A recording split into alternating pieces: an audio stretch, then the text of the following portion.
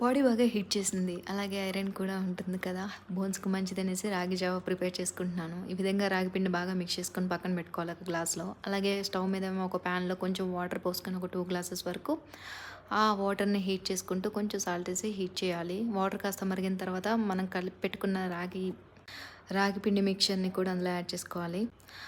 తర్వాత అదొక 10 మినిట్స్ వరకు అలాగా కలుపుతూ ఉంటే థిక్ అయిపోద్దనమాట మిక్చర్. తర్వాత స్టవ్ ఆఫ్ చేసుకోవాలి. నేనైతే బెల్లం బదులు ఈ విధంగా కిస్మిస్ ఇవన్నీ నానబెట్టేసుకుంటాననమాట. బెల్లం యాడ్ చేసుకోవట్లేదు.